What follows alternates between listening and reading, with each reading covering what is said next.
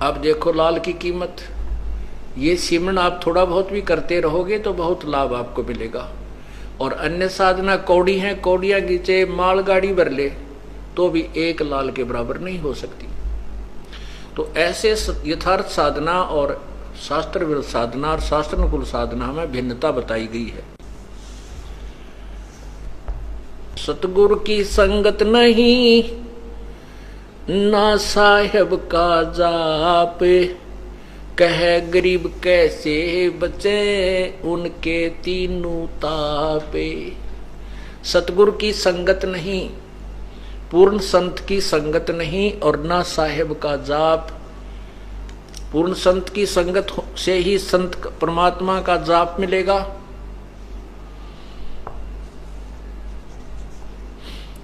और कहे गरीब कैसे मिटे जिनके तीनों ताप, जिनकी विधिवत साधना है नहीं, परम संत मिला नहीं, तो उनके ऊपर आने वाले कष्ट वो तीन ताप के अंतर्गत जो आपको दुख होते हैं, हानि होती है, कोई बच्चा बीमार होता है, स्वयं बीमार होते हो,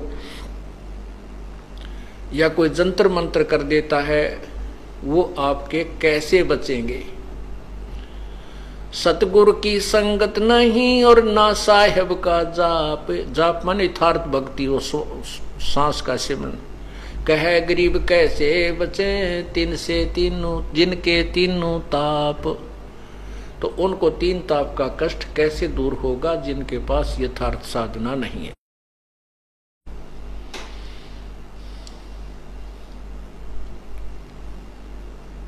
साकट नगरी ना बसो हाना लगसी हंसे, प्रगट कै समझाऊं हूं चंदन के डिगबन से।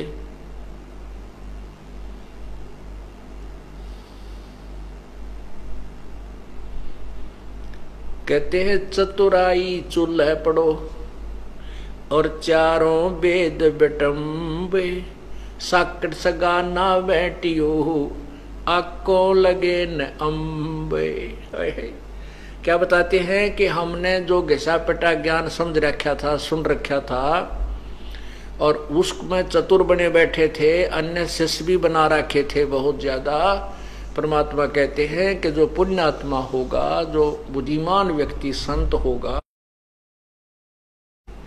और भक्त होगा, वो उस चतुरता को नहीं ध्यान में रखता जो स्वयं चतुर बन करके दुनिया को गुमराह कर रहा था। और सच्चा मार्ग जब मिल जाता है तो क्या कहते हैं, चतुराई चूल्हे पढ़ो ये चारों वेद बेटम्बे। चारों वेदों में भी पूर्ण ज्ञान नहीं है, इनकम्प्लीट नॉलेज है। और जब चारों वेदों के इंक्लूड और आगे की जो वेदों में लिखा है कि हम पूर्ण ज्ञान नहीं जानते, कोई संत बताएगा, वो संत मिल जाता है और फिर भी नखरे करता है, फिर भी अपनी चतुराई दिखाना चाहता है। कहते बुद्धिमान व्यक्ति वहां क्या विचार करे कि चतुराई चूल्हे पढ़ो और ये चारों वेद बेटम्ब, साकट सगा ना भेंटियो आंबों लगे आंकों लगे न अम्ब। पुण्यात्माओं, परमात्मा की एक एक वाणी पर हम गहराई से विचार करेंगे तब इस खेल में सफल होंगे। हम तभी इस भगवान के गेम में, भगवान प्राप्ति के इस मार्ग में सफल होंगे। क्या बताते हैं कि साकट सगा ना भेंटियो, कोई ऐसा रिश्तेदार भी ना मिले परमात्मा हमने जो साकट हो, और चाहे वो कितना धनवान हो चाहे गरीब हो, साकट सगा ना मिलवाना परमात्मा। आंख के आम नहीं लगते, आंख के पौधे के आम नहीं लगते, डोडे लगते। रत्न जड़ाऊ मंदिर है लखियो जन उस्थाने, साकट सगा ना भेंटियो चाहे हो इंद्र समाने। स्वर्ग के राजा इंद्र, और उसका महल बहुत सुंदर बना हुआ है, उसके अंदर लाल और मोती हीरे जैसे हम चिप्स लगाते हैं ऐसे उसके लगे हुए हैं, और बहुत बड़ा महल है इंद्र का।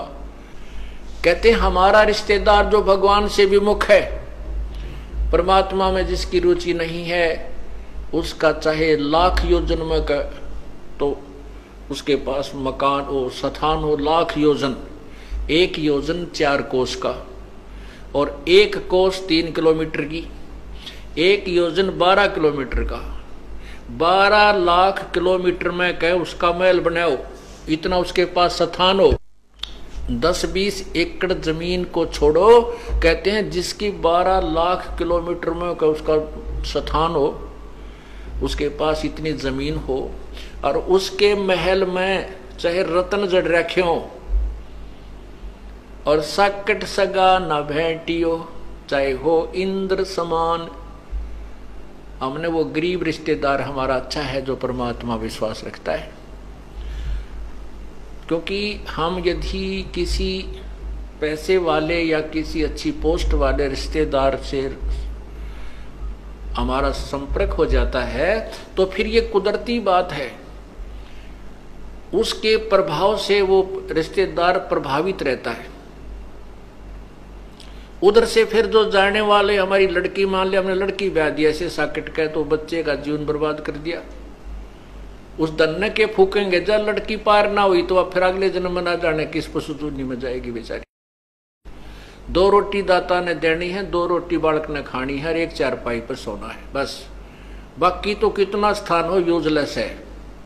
इन बातों को हमने ध्यान में रखना है, तभी हम इस मार्ग में सफल होंगे। और उस बड़े घर की लड़की हमारे गरीब का आगे वहां टेकन देना, ना भक्ति करे ना करण दे, ना वह गेल चले, ना भक्ति को सुहाव उसने, क्योंकि उसके पाप इतने कर्म बिगड़ जाते हैं। उसमें अभिमान अपने बाप का, उस पूर्व धन का होता है। तो परमात्मा कहते हैं एक रत्न जड़ाऊ मंदिर है, मंदिर कहते हैं महल को, मकान को, और लख योजन स्थान, साकट सगा ना भेंटियो, चाहे हो इंद्र समान।